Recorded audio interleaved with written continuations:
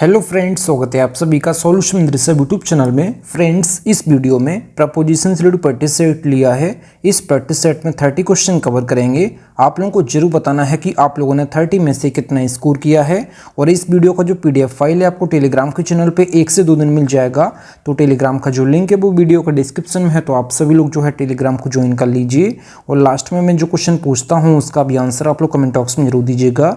और आप लोग काफ़ी कमेंट्स कर रहे हैं कि सर इस टॉपिक पर वीडियो बनाइए। अगर आप लोग किसी भी टॉपिक पे वीडियोस चाहते हैं तो उसके लिए आपको थोड़ा टाइम देना पड़ेगा। आप लोग जो है तुरंत कमेंट करते हैं तो मैं इमीडिएटली उस पर वीडियो नहीं बना सकता हूं।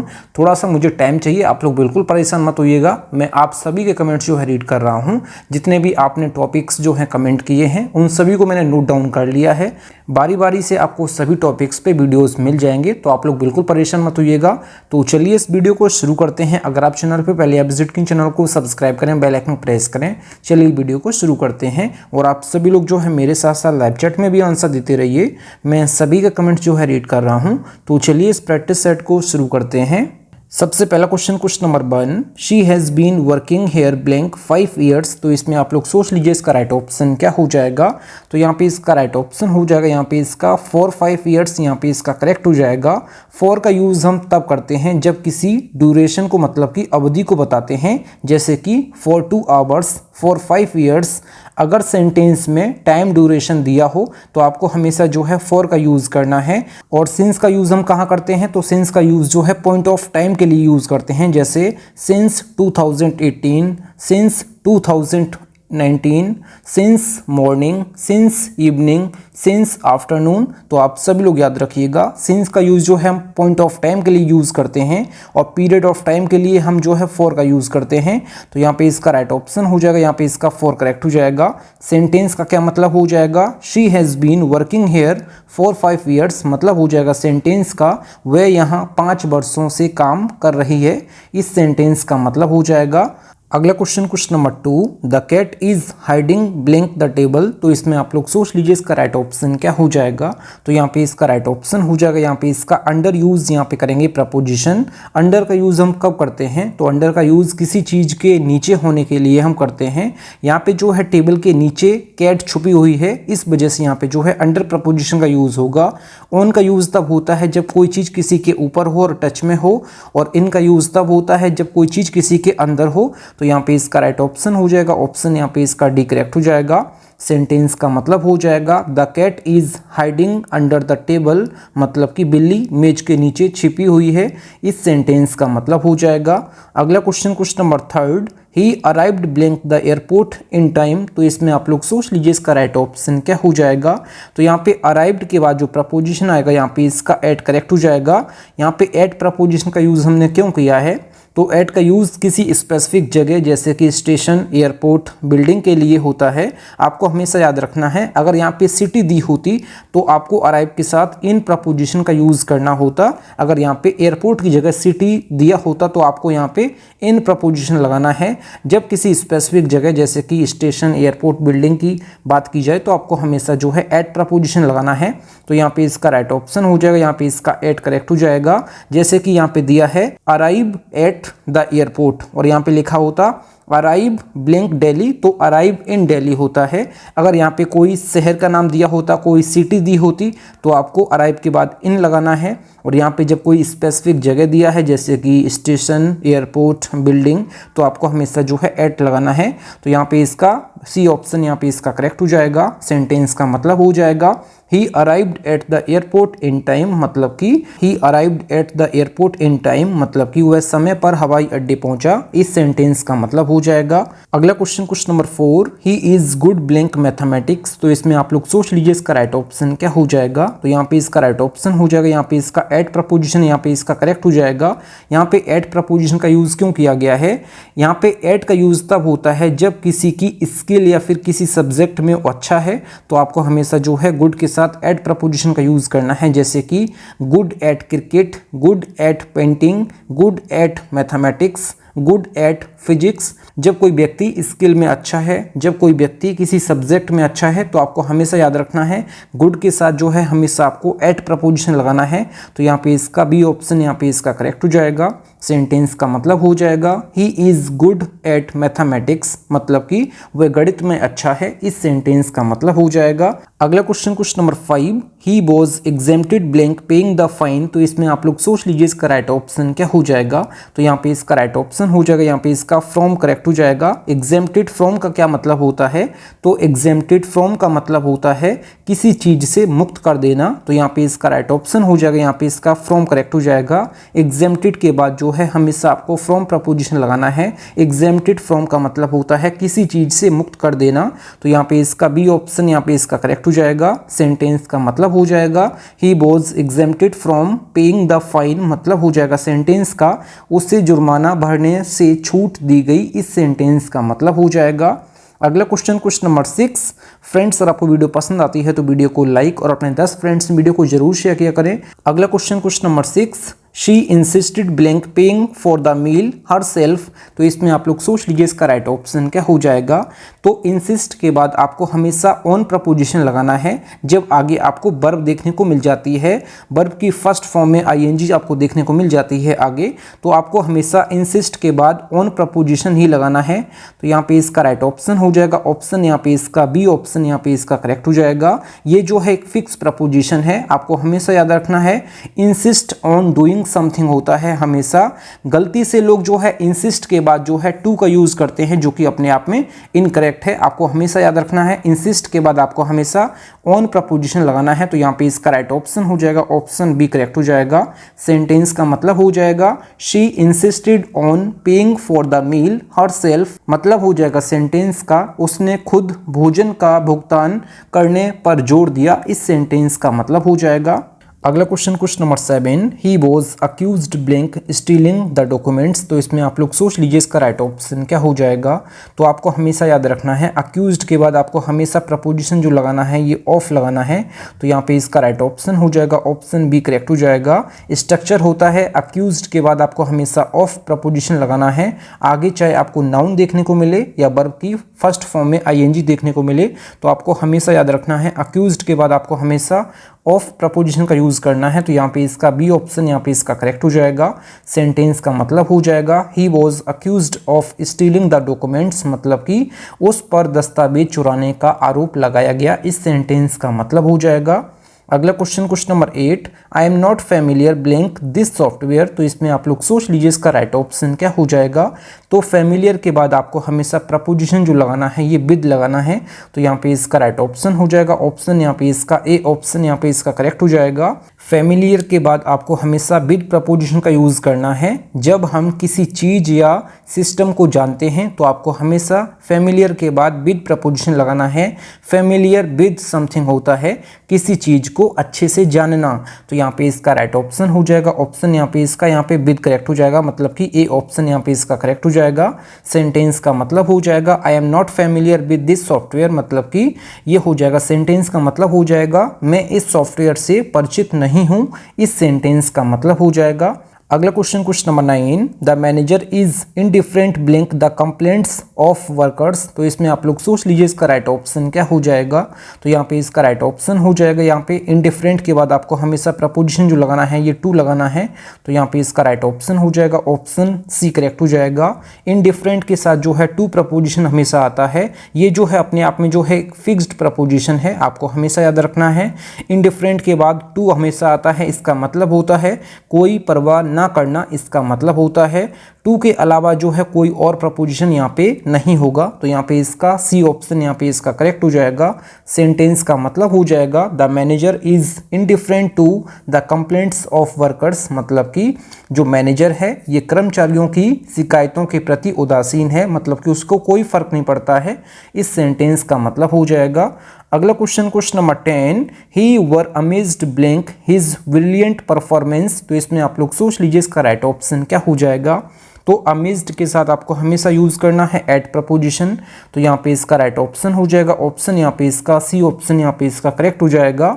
अमेज्ड के साथ आपको हमेशा एट प्रपोजिशन का यूज करना है। जब आप किसी एक्स्ट्रा ऑर्डिनरी चीज से सरप्राइज हो जाएं तो आपको हमेशा अमेज्ड के बाद एट प्रपोजिशन का यूज़ करना है। इसके बाद जो है आपको नाउन या फिर वर्ब की फर्स्ट फॉर्म में आईएनजी देखने को मिल सकती है, तो आपको हमेशा याद रखना है। तो यहाँ पे इसका राइट ऑप्शन हो जाएगा ऑप्शन सी करेक्ट हो जाएगा।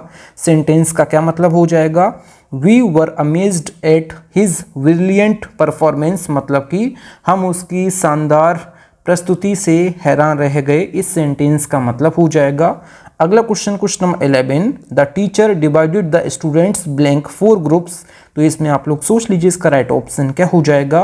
तो डिवाइड के साथ जो है हम इनटू प्रपोजिशन का यूज़ करते हैं, तो यहाँ पे इसका राइट ऑप्शन हो जाएगा ऑप्शन यहाँ पे इसका ए ऑप्शन यहाँ पे इसका करेक्ट हो जाएगा।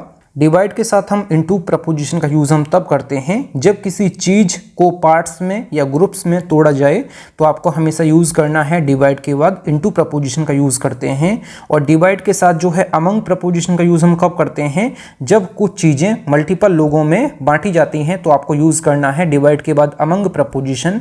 यहाँ पे डिवाइड के बाद जो है इनटू प्रपोजिशन का यूज़ इसलिए किया गया है, जब हम किसी चीज़ को पार्ट्स में या ग्रुप्स में तोड़ते हैं, तो आपको हमेशा इनटू प्रपोजिशन का यूज़ करना है। सेंटेंस का मतलब हो जाएगा the teacher divided the students into 4 groups, मतलब कि टीचर ने जो है स्टूडेंट्स को 4 ग्रुप्स में जो है बांट दिया।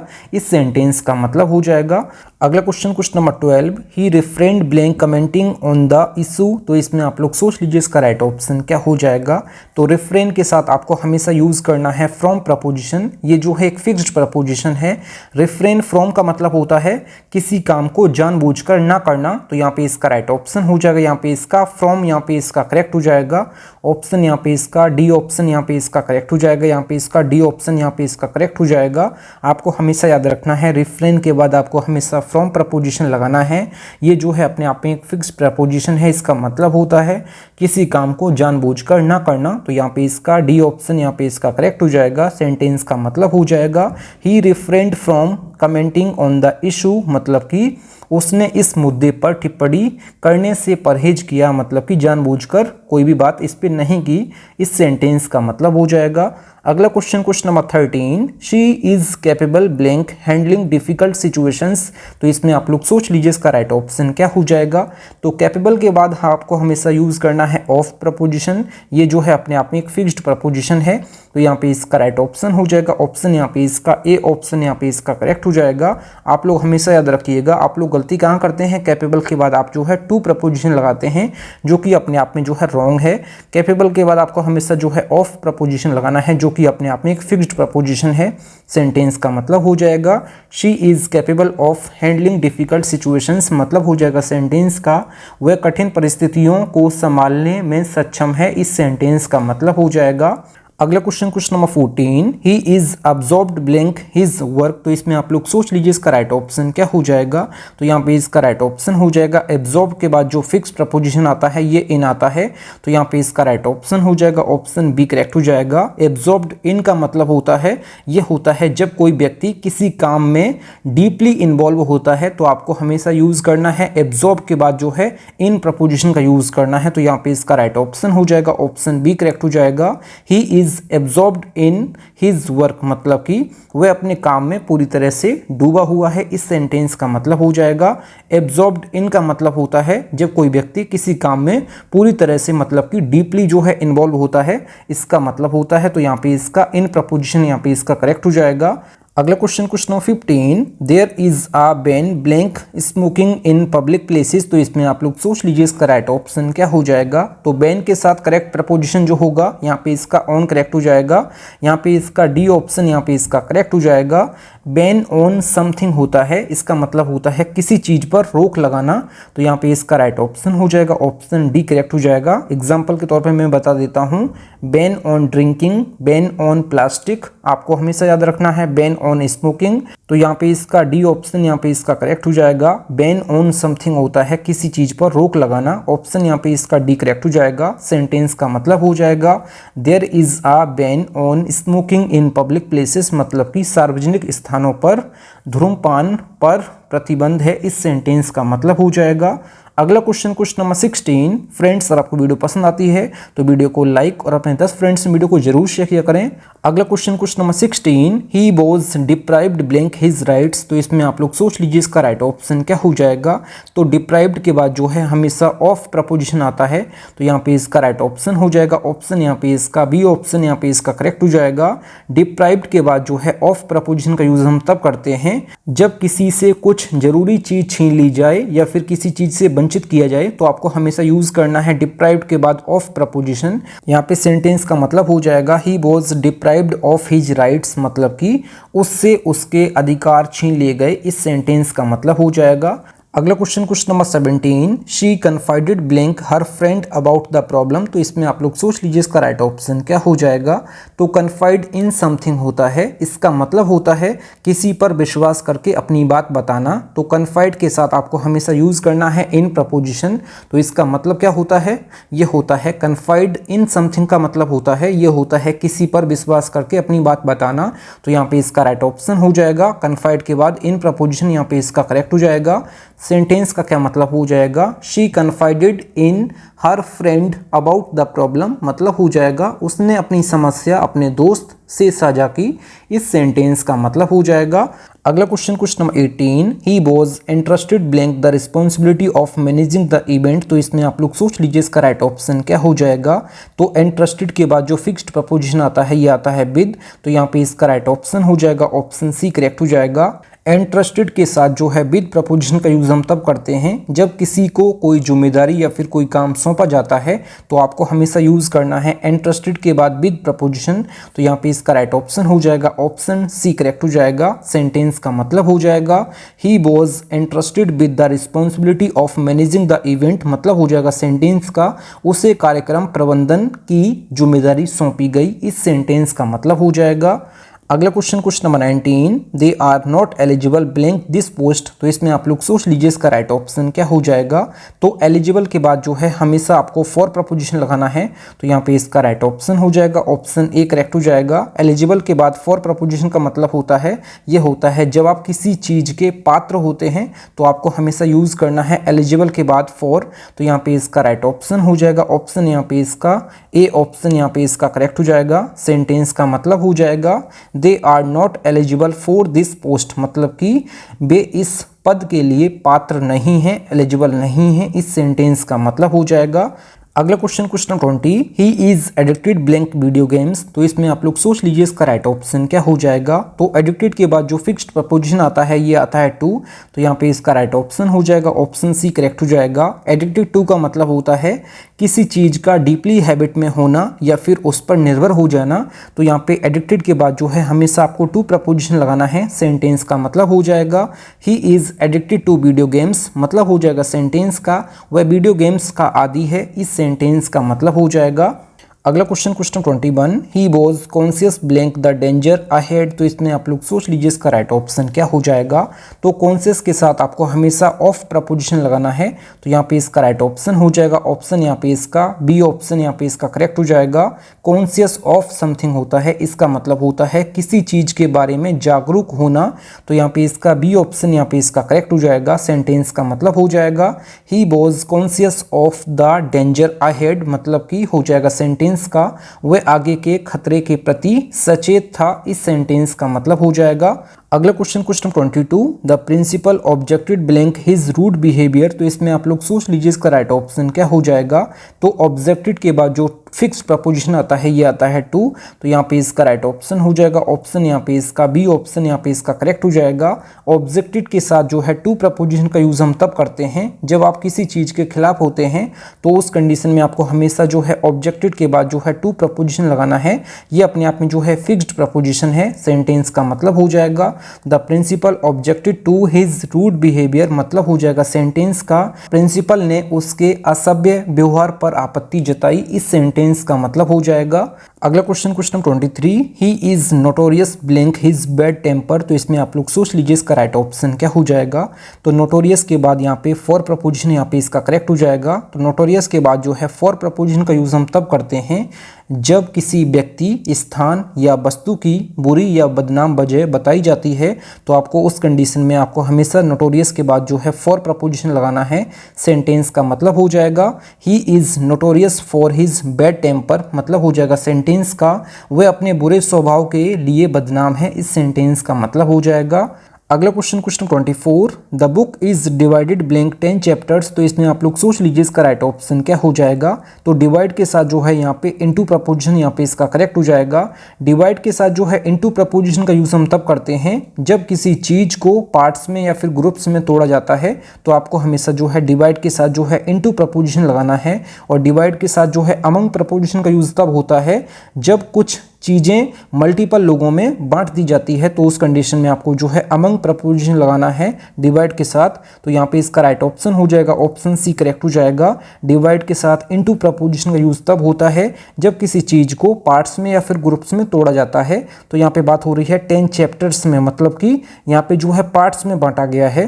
इस वजह से यहाँ पे इनटू यहाँ पे इसका करेक्ट हो जाएगा। सेंटेंस का मतलब हो जाएगा इस बुक को 10 चैप्टर्स में विभाजित किया गया है। इस सेंटेंस का मतलब हो जाएगा। अगला question 25, we must comply blank the rules and regulations. तो इसमें आप लोग सोच लीजिए इसका राइट ऑप्शन क्या हो जाएगा। तो कंप्लाई के बाद जो फिक्स्ड प्रपोजिशन आता है ये आता है विद। तो यहाँ पे इसका राइट ऑप्शन हो जाएगा, ऑप्शन ए करेक्ट हो जाएगा। कंप्लाई विद का मतलब होता है ये होता है नियमों का पालन करना। तो यहाँ पे इसका राइट ऑप्शन हो जाएगा, ऑप्शन ए करेक्ट हो जाएगा। कंप्लाई के साथ आपको हमेशा विद प्रपोजिशन लगाना है जब आगे आपको कोई लॉ देखने को मिल जाता है या रूल्स देखने को मिल जाता है या फिर ऑर्डर्स देखने को मिल जाता है। तो आपको हमेशा जो है कंप्लाई के बाद विद प्रपोजिशन लगाना है। तो यहाँ पे इसका राइट ऑप्शन हो जाएगा, ऑप्शन ए करेक्ट हो जाएगा। सेंटेंस का मतलब हो जाएगा we must comply with the rules and regulations, मतलब हो जाएगा सेंटेंस का हमें नियमों और विनियमों का पालन करना चाहिए। इस सेंटेंस का मतलब हो जाएगा। अगला question 26, she is envious blank her colleague success. तो इसमें आप लोग सोच लीजिए इसका राइट ऑप्शन क्या हो जाएगा। तो एनवियस के बाद जो है ऑफ प्रपोजिशन आता है। तो यहाँ पे इसका राइट ऑप्शन हो जाएगा, ऑप्शन यहाँ पे इसका ए करेक्ट हो जाएगा। एनवियस के बाद ऑफ का यूज़ तब होता है जब हम किसी से जेलसी दिखाते हैं। तो उस कंडीशन में आपको हमेशा एनवियस के बाद ऑफ प्रपोजिशन लगाना है। यहाँ पे सेंटेंस का क्या मतलब हो जाएगा, she is envious of her colleague success, मतलब कि वह अपने सहकर्मी की सफलता से ईर्ष्या करती है। इस सेंटेंस का मतलब हो जाएगा।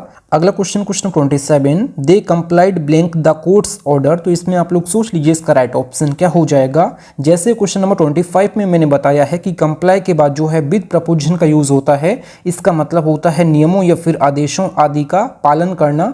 तो यहाँ पे भी जो है विद प्रपोजिशन आएगा। तो यहाँ पे इसका राइट ऑप्शन हो जाएगा, ऑप्शन यहाँ पे इसका बी ऑप्शन यहाँ पे इसका करेक्ट हो जाएगा। सेंटेंस का मतलब हो जाएगा they complied with the court's order. आपको हमेशा याद रखना है कंप्लाई के बाद आपको हमेशा जो है विद प्रपोजिशन लगाना है जब आगे नियमों या फिर आदेशों का पालन करने के बारे में बात की जाती है। तो यहाँ पे इसका बी ऑप्शन यहाँ पे इसका करेक्ट हो जाएगा। सेंटेंस का मतलब हो जाएगा they complied with the court's order, मतलब कि उन्होंने अदालत के आदेश का पालन किया। इस सेंटेंस का मतलब हो जाएगा। अगला क्वेश्चन 28, शी इज़ कीन ब्लैंक लर्निंग फॉरेन लैंग्वेजेस। तो इसमें आप लोग सोच लीजिए इसका राइट ऑप्शन क्या हो जाएगा। यहाँ पे जो है एक फ्रेज होती है बी कीन ऑन, ये अपने आप में जो है एक फ्रेज है जिसका मतलब होता है कि किसी चीज़ में ज़्यादा इंटरेस्ट होना। तो यहाँ पे एक फ्रेज होती है बी कीन ऑन, यहाँ पे इसका ऑन यहाँ पे इसका करेक्ट हो जाएगा क्योंकि ये अपने आप में जो है फ्रेज होती है। इसका मतलब होता है किसी चीज़ में ज़्यादा इंटरेस्ट होना। तो यहाँ पे इसका राइट ऑप्शन हो जाएगा, ऑप्शन यहाँ पे इसका बी ऑप्शन यहाँ पे इसका करेक्ट हो जाएगा। सेंटेंस का मतलब हो जाएगा she is keen on learning foreign languages, मतलब कि वह विदेशी भाषाएं सीखने की इच्छुक है। इस सेंटेंस का मतलब हो जाएगा। अगला question 29, he was relieved blank his duties. तो इसमें आप लोग सोच लीजिए इसका राइट ऑप्शन क्या हो जाएगा। तो रिलीव्ड के बाद यहाँ पे ऑफ प्रपोजिशन यहाँ पे इसका करेक्ट हो जाएगा। रिलीव्ड के बाद जो है ऑफ प्रपोजिशन का मतलब होता है किसी कर्तव्य या फिर किसी जिम्मेदारी या फिर किसी पोस्ट से मुक्त करना। तो यहाँ पे इसका राइट ऑप्शन हो जाएगा, ऑप्शन सी करेक्ट हो जाएगा। सेंटेंस का मतलब हो जाएगा he was relieved of his duties, मतलब कि उसे उसके कर्तव्यों से मुक्त किया गया। इस सेंटेंस का मतलब हो जाएगा। अगला question number 30, she was credited blank bringing peace to the region. तो इसमें आप लोग सोच लीजिए इसका राइट ऑप्शन क्या हो जाएगा। तो क्रेडिटेड के बाद यहाँ पे विद प्रपोजिशन यहाँ पे इसका करेक्ट हो जाएगा। क्रेडिटेड के बाद विद प्रपोजिशन का यूज होता है जब किसी को किसी काम का क्रेडिट दिया जाता है, तो उस कंडीशन में आपको हमेशा क्रेडिटेड के बाद विद प्रपोजिशन लगाना है। यहाँ पे सेंटेंस का मतलब हो जाएगा she was credited with bringing peace to the region. मतलब हो जाएगा सेंटेंस का क्षेत्र में शांति लाने का श्रेय उसे दिया गया। इस सेंटेंस का मतलब हो जाएगा। अगला क्वेश्चन नंबर 31। क्वेश्चन नंबर 31 जो है आप लोगों के लिए होमवर्क है। इस क्वेश्चन का आंसर आप लोगों को कमेंट बॉक्स में बताना है। The success of the movie depends blank the performances. तो इसमें आप लोग सोच लीजिए कि क्वेश्चन नंबर 31 का राइट ऑप्शन क्या हो जाएगा। बाकी आप लोगों ने 30 में से कितना स्कोर किया है कमेंट बॉक्स में जरूर बताएं। तो आज की इस वीडियो में बस इतना ही। Thank you friends. और आप लोगों को वीडियो पसंद आई है तो वीडियो को लाइक और अपने 10 फ्रेंड्स वीडियो को जरूर शेयर किया करें। अगर आप चैनल पर पहले आप विजिट किए चैनल जरूर सब्सक्राइब करें। मिलते हैं नेक्स्ट वीडियो में, तब तक के लिए जय हिंद, वंदे मातरम।